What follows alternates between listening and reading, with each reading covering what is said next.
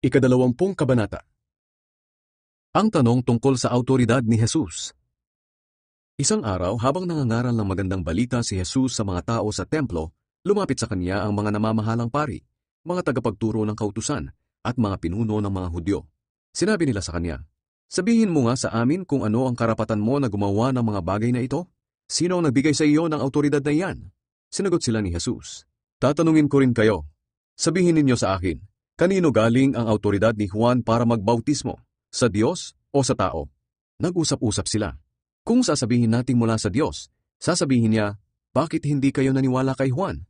Pero kung sasabihin natin mula sa tao, babatuhin tayo ng mga tao dahil naniniwala silang si Juan ay propeta ng Diyos. Kaya sumagot sila, "Hindi namin alam."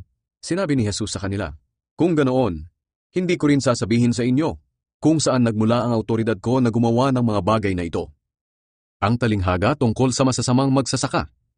Pagkatapos noon, ikinuwento ni Jesus sa mga tao ang talinghagang ito. May isang tao na nagtanim ng mga ubas sa kanyang bukid. Pagkatapos pinaupahan niya ang ubasan niya sa mga magsasaka at pumunta siya sa malayong lugar at nanatili roon ng matagal. Nang panahon na ng pamimitas ng ubas, pinapunta niya ang isang alipin sa mga magsasakang umuupa ng kanyang ubasan upang kunin ang parte niya. Pero binugbog ng mga magsasaka ang alipin at pinaalis na walang dala. Nagsugo ulit ang may-ari ng isa pang alipin, pero binugbog din nila at hiniya, at pinaalis na wala ring dala. Nagsugo ulit siya ng ikatlong alipin, pero sinaktan din nila ito at pinalayas. Nag-isip ang may-ari ng ubasan, "Ano kaya ang gagawin ko? Alam ko na, papupuntahin ko sa kanila ang minamahal kong anak. Siguro naman ay gagalang nila siya." Pero nang makita ng mga magsasaka ang anak niya, sinabi nila, "Narito na ang tagapagmana. Patayin natin siya para mapasa atin ang lupang mamanahin niya." Kaya dinala nila ito sa labas ng ubasan at pinatay. Ngayon, ano kaya ang gagawin ng may-ari ng ubasan? Tiyak na pupuntahan niya ang mga magsasaka at papatayin.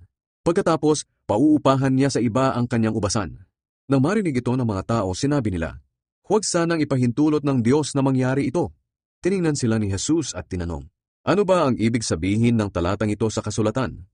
Ang batong tinanggihan ng mga tagapagtayo ng bahay ang siyang naging batong pundasyon. Ang sino mang mahulog sa batong ito ay magkakabali-bali, ngunit ang mahulugan nito ay madudurog." Ang tanong tungkol sa pagbabayad ng buwis.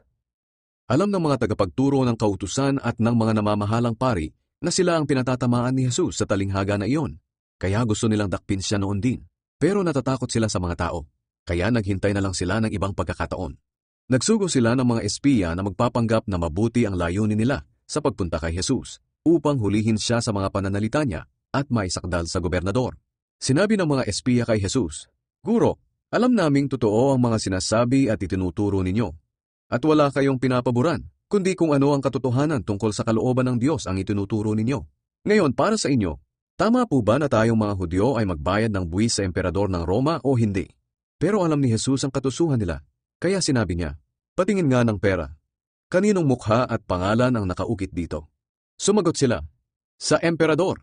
Sinabi ni Jesus, "Kung ganoon, ibigay ninyo sa emperador ang para sa emperador, at sa Diyos ang para sa Diyos." Nabigo sila sa pakay nilang mahuli si Jesus sa kanyang pananalita sa harapan ng mga tao, at dahil namangha sila sa sagot niya, tumahimik na lang sila. Ang tanong tungkol sa muling pagkabuhay. May ilang Saduseyo na lumapit kay Jesus at nagtanong. Ang mga Saduseyo ay hindi naniniwala sa muling pagkabuhay. Sinabi nila, "Guro, ayon po sa batas na isinulat ni Moises, kapag ang isang lalaki ay namatay na walang anak sa kanyang asawa, dapat ay pakasalan ng kapatid niyang lalaki ang naiwan niyang asawa para magkaanak sila para sa kanya. Ngayon, may 7 magkakapatid na lalaki. Nag-asawa ang panganay at namatay na walang anak. Kaya ang byuda ay napangasawa ng ikalawang kapatid, pero namatay din siya na wala silang anak. Ganoon din ang nangyari sa ikatlo hanggang sa ikapitong kapatid. Namatay silang lahat na walang anak sa babae. At kinalaunan, namatay din ang babae. Ngayon, sa araw ng muling pagkabuhay ng mga patay, sino po sa 7 ang magiging asawa ng babaeng iyon dahil napangasawa niya silang lahat?" Sumagot si Jesus, "Ang mga tao sa panahong ito ay nag-aasawa. Ngunit ang mga taong mamarapati ng Diyos na mabuhay muli sa panahong darating ay hindi na mag-aasawa. Hindi na rin sila mamamatay dahil matutulad na sila sa mga anghel. Sila'y mga anak ng Diyos dahil muli silang binuhay. Maging si Moises ay nagpapatunay na muling bubuhayin ang mga patay. Sapagkat nang naroon siya sa nagliliyab na mababang punong kahoy, tinawag niya ang Panginoon na Diyos nina Abraham, Isaac at Jacob. Hindi siya Diyos ng mga patay kundi ng mga buhay. Para sa kanya ang lahat ay buhay. Sinabi ng ilang tagapagturo ng kautusan, "Guro, mahusay ang sagot ninyo." At wala nang nangahas na magtanong sa kanya. Ang tanong tungkol sa Kristo. Ngayon, si Jesus naman ang nagtanong sa kanila, bakit sinasabi ng mga tao na ang Kristo raw ay lahi lang ni David? Samantalang si David na rin ang nagsabi sa aklat ng mga salmo, sinabi ng Panginoon sa aking Panginoon, maupo ka sa aking kanan, hanggang sa mapasuko ko sa iyo ang iyong mga kaaway. Ngayon, kung tinawag siya ni David na Panginoon, paano masasabing lahi lang siya ni David? Babala laban sa mga tagapagturo ng kautusan. Habang nakikinig kay Jesus ang mga tao, sinabi niya sa mga tagasunod niya, mag-ingat kayo sa mga tagapagturo ng kautusan.